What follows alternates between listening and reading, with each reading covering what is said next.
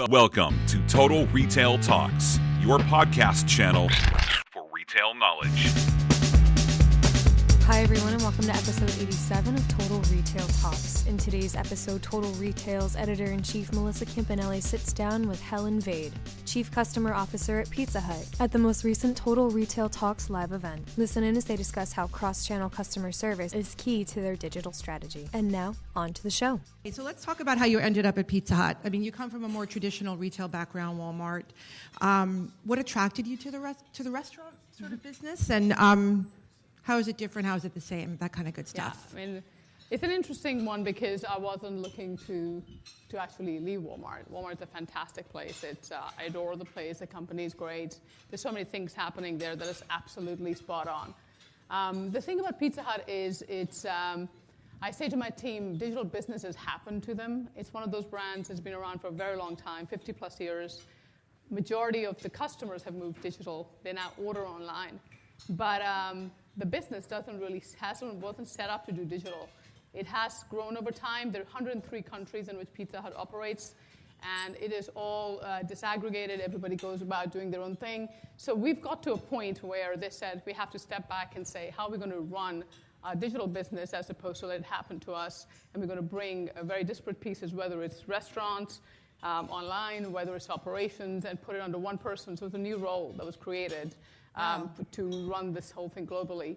So it was a very hard thing to say no to. Right. So it was more about something that was very exciting for me to go look at. Yeah, it's like a whole new area. You're growing basically a business. I mean, you're growing the digital business. Yeah, it's like being a startup in a very large organization because a very large part of the role is actually educating the organization to think differently. And I always say traditional businesses do not succeed at digital not because they don't want to or they can't. They just don't know where to start sometimes. So it's a very interesting role. Great. So let's talk about your title, though, Chief Customer Officer. I mean, I've been hearing that title a lot. So what does that mean to you?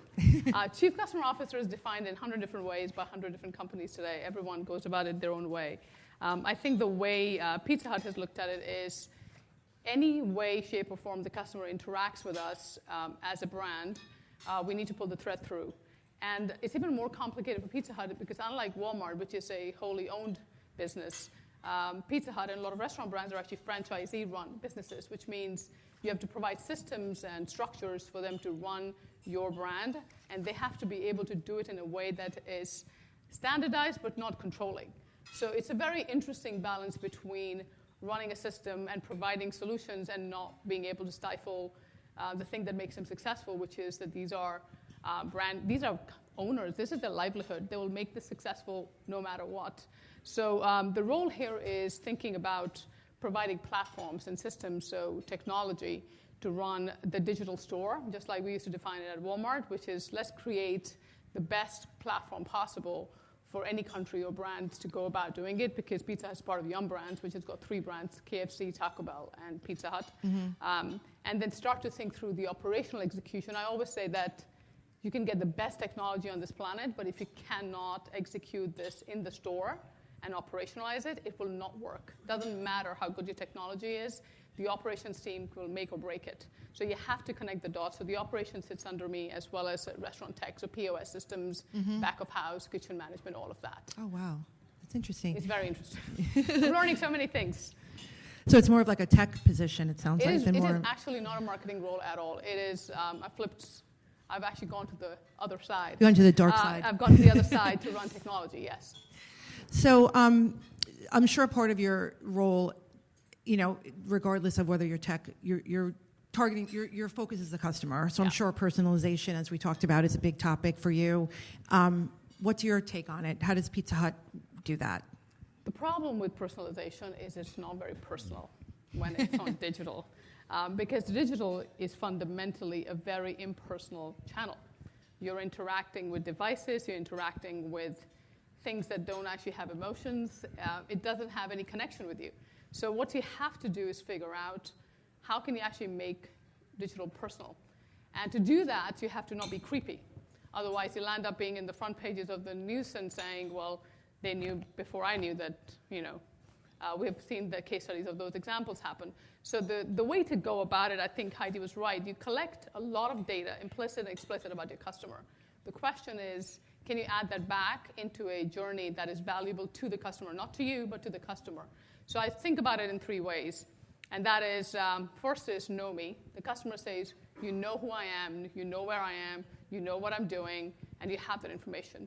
The second is show me you know me, which is show me in a way that actually I can relate to, as opposed to the way you relate to it. And the last is value me. Do it in a way that you show how you add value to my life, as opposed to your own wallet. And the truth is, if you do that, the customer will come back, because you've just made their life easier.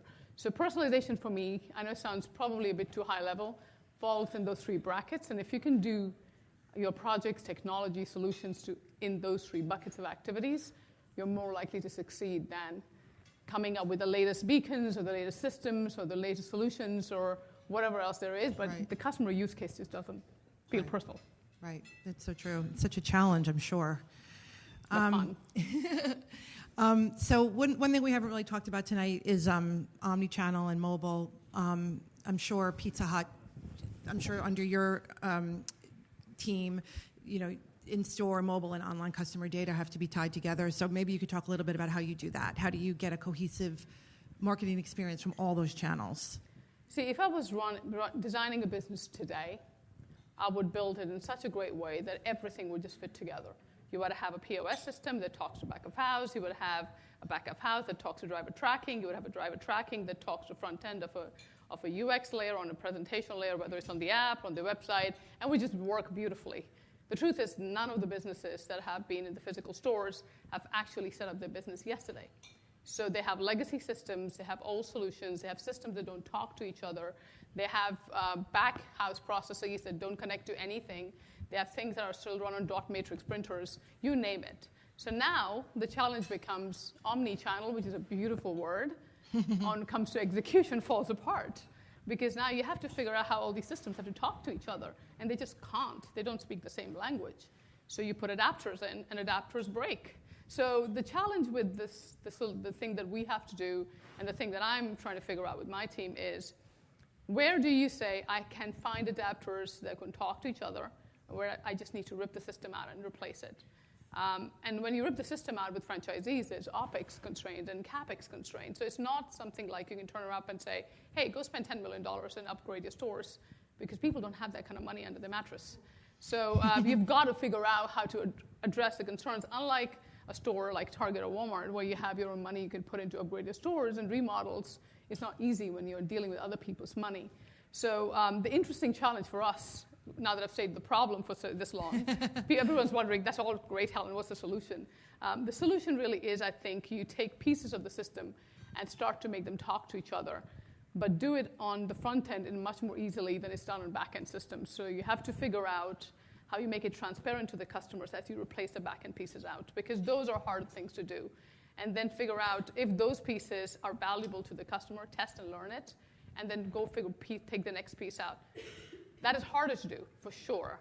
But you can't boil the ocean. It's very, very hard to take the whole system and rip it apart and say, I'll replace the whole thing wholesale. That's one way of doing it. Or you take a few stores and test it. Mm-hmm. You put a system into a small store, and we are doing that in some stores, and you take every piece of the puzzle and change it and say, is the value of doing this accretive to the business? Mm-hmm. And if it is, go ahead, do it. If it isn't, just walk away. So you've got to be able to have an open mind when it comes to omnichannel in my mind to run these systems well. And you can't do any of the fun stuff like driver tracking if the systems at the back end don't actually talk to each other. Right. That's interesting that you also have to deal with franchises, which I didn't even think about. That's like a whole other. Yeah. That's a whole other roundtable event. Absolutely. So I know that you're doing a lot of interesting things. Has anyone out here heard about the sneakers? Yes, I was wondering when the pie tops will come up.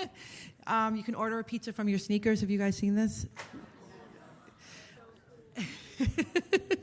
That's the right description. It's cool. Yeah. That's the right way of thinking about it. But that's sort of flashy and stuff, but maybe you could talk a little bit about other innovative things that you guys are doing on the tech side. Look, I've been at Pizza Hut for 5 months. I always bucket things into 3 buckets. The first one is technologies and solutions that strengthen the core, that truly make your core business run better.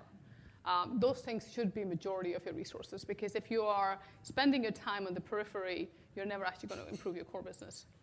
Then you need to take a whole bunch of 20% of your resourcing and put it into what I call adjacencies. You want to be able to get there before your customers or your competitors get there and say, how do I build adjacencies into new markets, new systems, new products, new categories, and continue to innovate. And then you need to leave a little bit, 5-10%, for innovation.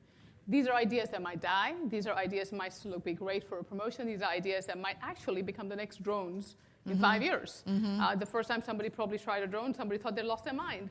And today people are seriously talking about doing deliveries with those, and maybe in a few years that would actually be the main way of doing things. So while it sounds like a silly idea, and there are days, and I do think that too, but the point is that you've got to test these things.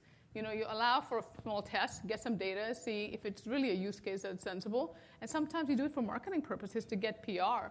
And that's just the way things are. Yeah. You can't just look at everything as a revenue generator. The KPI for that particular project might be very, very different. Right. So it's a very interesting idea. Remains to be seen where it goes, but it definitely has attracted all sorts of interest. So, finally, I mean, what are your goals? I know you've only been there for 5 months. I'm sorry, but yeah. So what are some of your goals for 2017? Look, my first step is making sure, I can't even begin to explain to you how many POS systems and how many e-commerce websites we have today at Pizza Hut that I still haven't got my head around to. So the first step for me was just to say, let's understand what is going on out there and make sure we have a good baseline of what's happening. Then looking at them and saying where the impact is greater, because there are different ways of cutting this whole problem statement. Take smaller markets with higher impact, larger markets but have the impact on the grand scheme of things. And so my first goal is hiring. So I could completely relate with you and say go hire some great people and bring them in, because the truth is most of us, when we get to a certain point in a career, are complete overhead, so we don't actually do anything. And that's a fact, because we could come in and take roadblocks out for people, help people get more work done, come up with a clear point of view on what we think is a point of arrival, but we don't actually do much, right? And so my goal is to get the team in place who actually does the work, because I can talk and come up with slides and presentations, but until we actually get some work done, nothing really matters. So my goal is to hire a great team of people who can come in and change the way we think about this, pick a few markets, and start to launch a new core site, in-source a lot of these capabilities, because Pizza Hut outsources a very large part of their business. So that's been a very high priority, to start to take a few pieces of the capabilities and start hiring talent in-house. So, you think that's important to have it I don't think you should in-source everything. I think you have to get to a point where you have to be very clear about what you stand for and what are your core capabilities that you truly add value to. You should in-source them, and you can test them with outsource, but you should in-source them over time. But there are things that add value to your business, are very critical, but you don't need to own them. Right. And you just need to then continue to outsource them. Outsourcing everything is a terrible idea. Yeah. And I think we just need to figure out what that balance is for Pizza Hut. Right. Absolutely. Great. Well, I think that's all we have time for. We have to do our next podcast. But thank you so much, Helen.